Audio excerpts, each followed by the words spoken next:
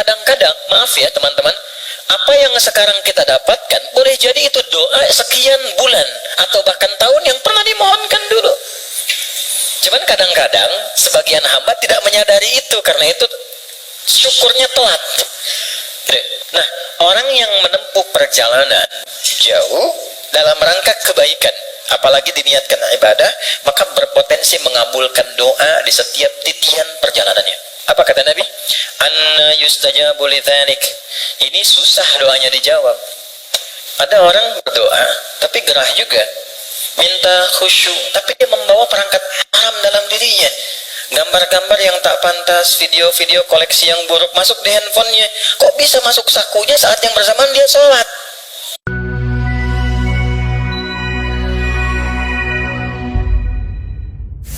Paling kiri sebelah bawah di mushaf standar.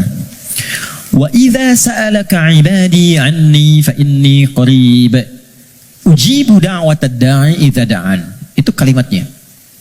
Jika ada hambaku Muhammad SAW bertanya kepadamu, berkonsultasi untuk mendekat kepadaku, ingin datang kepada Allah.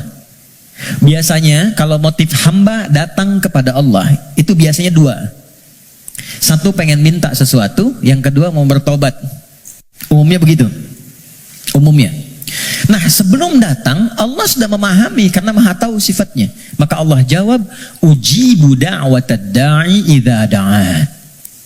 Katakan padanya, nggak usah lelah, aku sudah memahami sebelum dia datang. Wah, itu secara psikologis hebat sekali. Kalau Anda bertanya, Mas Dimas, mana ustadznya? Kok jam 10 belum datang? Iya nih, kayaknya nggak jelas ustadznya datang apa enggak. Dengan jawaban kedua, ustadz sudah dekat, sebentar lagi tiba. Mana yang menenangkan, jawaban pertama atau kedua? Kedua. Maka Allah mengatakan, sebelum engkau tanya, katakan Muhammad pada mereka SAW, aku dekat. Setelah itu apa? Aku akan kabulkan apapun yang hambaku minta, sepanjang itu maslahat untuknya. Jadi setiap permohonan itu dikabul, dan jawabannya menggunakan ya, lalu kembali kepada saya jadi ujibu, aku akan jawab kapanpun itu yang sesuai dengan kebutuhan dia. Ya, karena sifat doa itu gini, sifat doa itu mengabulkan apa yang dibutuhkan, bukan memberikan apa yang dimintakan.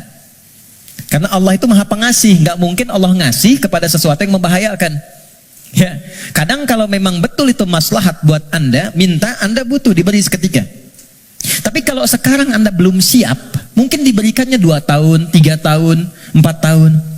Nabi itu minta kiblatnya pindah dari Masjidil Aqsa ke Ka'bah. Kapan dikabulkannya? Setahun 8 bulan. Bayangkan seorang Nabi, Rasul, manusia terbaik, minta sama Allah, nggak langsung dikabul. Setahun 8 bulan baru dikabulkan. Kenapa? Bukan nabinya, umatnya belum siap. Ya, begitu pindah, dapat komen dari kalangan Yahudi yang ada pada saat itu di Madinah, langsung dislike, share, viral. Nggak ada yang subscribe satupun. Ya, yang ada nanti malah konflik. Jadi begitu sudah siap, sudah paham dengan esensi sholat, sudah mengenal Allah lebih dekat, baru dikabulkan. Kadang-kadang, maaf ya teman-teman, apa yang sekarang kita dapatkan, boleh jadi itu doa sekian bulan, atau bahkan tahun yang pernah dimohonkan dulu.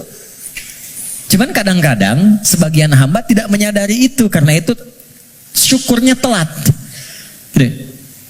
Ada yang ketiga, ini yang lebih dahsyat. Allah mengganti apa yang diinginkan dengan apa yang dibutuhkan. Seperti pernah saya sampaikan, Anda punya anak, anaknya sakit, konsultasi ke dokter, ini yang terbaik untuknya jeruk. Pulang dari rumah sakit, dia merengek minta apel. Mama, apel. Ini nak, jeruk. Nggak mau apel.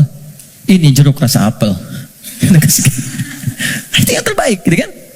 Oke, kadang-kadang Anda minta motor, dikasihnya mungkin sepeda. Kadang Anda minta mobil A, dikasihnya mobil B. Kadang Anda mengajukan proyek A, dikasihnya proyek B. Yang ini nggak masuk, yang ini dapat. Jadi sifat doa itu kalau dimohonkan, diberikan. Kalau nggak cocok di dunia, diberikan di akhirat. Itu sudah janji. Karena itu kita masih ada iman akhirat, jadi masih punya harapan. Yang bahaya itu kalau nggak punya keyakinan tentang akhirat, dia nggak punya harapan. Jadi meninggal aja. Kalau kita masih punya harapan, makanya kita belajar ilmu tentang alam kubur, ilmu tentang akhirat, pengetahuan tentang surga neraka. Kenapa? Supaya memunculkan harapan. Ya, sebab kalau ditanya nanti kalau meninggal kemana punya jawaban. Kalau orang yang nggak tahu itu ditanya kemana, meninggal ya meninggal aja. Kalau meninggalnya kan sama-sama meninggal. Halo? Ya? Baik. Nah sekarang problemnya adalah bisa ada orang minta tapi nggak terkabul gitu, nggak dapat. Apa problemnya? Maka saya kisahkan hadis Nabi. Teman-teman, thumma dzakara ar-rajula yutilu safara ash'atha aghbara. Nabi mengisahkan seorang lelaki yang menempuh perjalanan panjang. Safar. Sifat safar, ingat ya, sifat safar itu cepat mengabulkan doa. Jadi kalau teman-teman sedang safar, kalau dari segi jarak tuh di atas 82 km dari segi jarak. Tapi kalau dari waktu tempuh yang merubah zona waktu lah setidaknya. Ya, jadi kalau kita misalnya dari sini mau ke Palembang, Papua, Lampung, safar. Tapi ingat, safarnya menuju tempat yang baik. Ya deh? Ini mau safar ke Makau, safar ke Las Vegas misalnya, itu bukan safar namanya. Memang jalan jauh tapi bukan dalam konteks yang dibenarkan. Apalagi diniatkan ibadah, maka berpotensi mengabulkan doa di setiap titian perjalanannya. Maka alih-alih banyak foto dan bikin status, saran saya isi dulu dengan doa. Isi dulu dengan doa. Dua, yamuddu yadaihi ilas sama, dia mengangkat tangannya ke langit gini. Saya tidak bermaksud mengajarkan, hanya share saja. Biasanya begini yang mudah untuk dilakukan. Kalau Anda angkat telapak begini, ada garis kan ya? Ada garis ya? Nah, yang paling mudah tuh begini, satukan garisnya. Ini, lalu di sini letakkannya. Nanti ada babnya, semakin tinggi dan luas permohonan, biasanya semakin diangkat semakin terbuka. Seperti doa istisqa, minta hujan. Doa istisqa tuh begini. Nanti ada di khutbah Jumat misalnya khatib begini. Ya, sebetulnya tidak diatur secara spesifik, yang penting ngangkat. Tapi umumnya riwayat mengatakan ngangkat dekat ke dada. Saya yang praktekkan begini. Nah, singkatnya, hadis sahih mengatakan orang yang mengangkat tangan dengan berdoa itu lebih cepat intinya dikabulkan dibandingkan dengan yang diam. Innallaha hayyun karimun.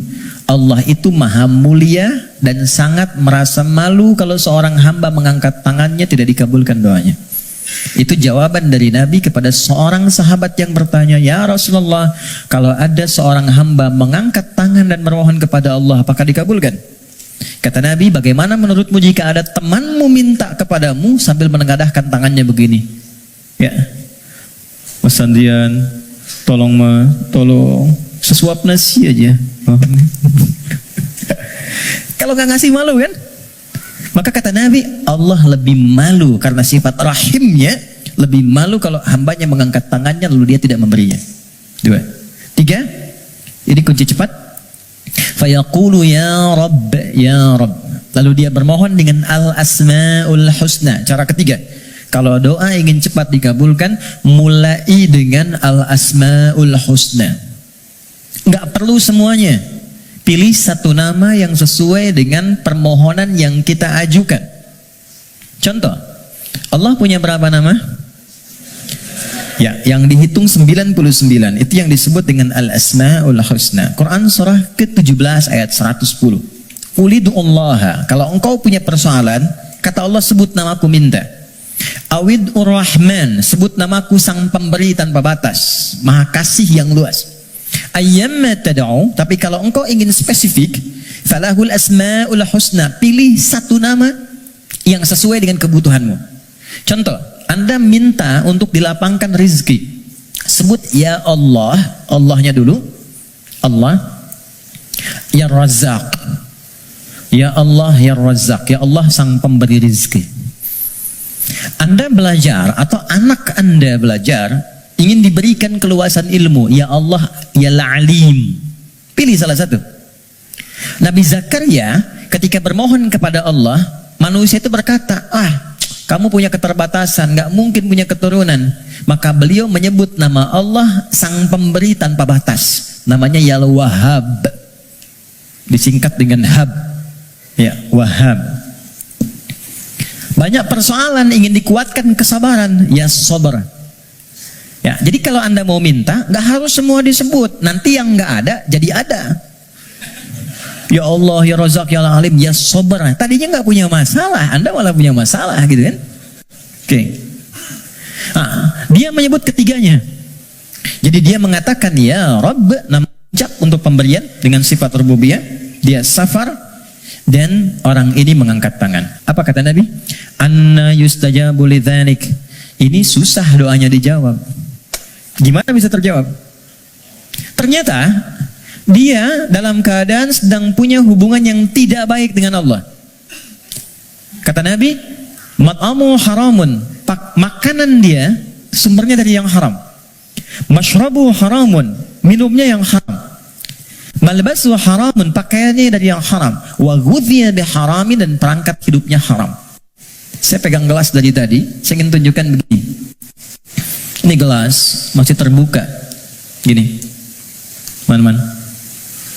Saya bisa masukkan apapun. Spidol, pena, even itu air, dan yang lainnya. Tapi kalau mulai itu tersekat begini, apa yang bisa dimasukkan? Kalau sekatnya masih tipis, mungkin masih bisa ditembus. Sepanjang tajam permohonan, air mata keluar, bermohon dengan lembut dan lirih, masih bisa tembus. Tapi kalau yang menutupnya semakin tebal dan kuat, bagaimana bisa tembus? Maksiat yang membuat kita terhubung, buruk, jelek sinyalnya, koneksinya bahkan terputus dengan Allah, itu yang menjadikan sekat-sekat yang menghambat cawan hati kita untuk menerima pengabulan doa dari Allah Subhanahu wa Ta'ala. Maka tadi saya katakan di awal, bagaimana ada orang punya hubungan yang kurang baik dengan Allah, saat yang bersamaan dia berani meminta. Bersyukurnya Allah punya sifat Rahman dan Rahim yang masih menampung permintaannya dan mengabulkan. Cuman hamba itu yang harus membuka sekatnya dulu supaya pengabulan itu bisa masuk ke dalam dirinya. Jadi sifat Rahman Allah menjadikan doanya tetap dikabul. Cuman mental. Itu maksudnya. Ya Allah Maha Adil, tetap memenuhi janji, diminta diberikan, cuman terpental. Karena apa? Sekatnya belum dibuka. Nah, untuk membuka sekat itu dan dibangun kembali hubungan baik, itu yang disebut dengan takwa namanya. Ya. Bagaimana Anda bisa meminta khusyuk berdoa? Saya kadang-kadang suka mau senyum sendiri. Ada orang berdoa, tapi gerah juga. Minta khusyuk, tapi dia membawa perangkat haram dalam dirinya. Gambar-gambar yang tak pantas, video-video koleksi yang buruk masuk di handphonenya. Kok bisa masuk sakunya saat yang bersamaan dia sholat? Kok bisa? Nggak malu sama Allah. Kan kita mengetahui Allah Maha mendalami segala hal. Allah Maha mengawasi.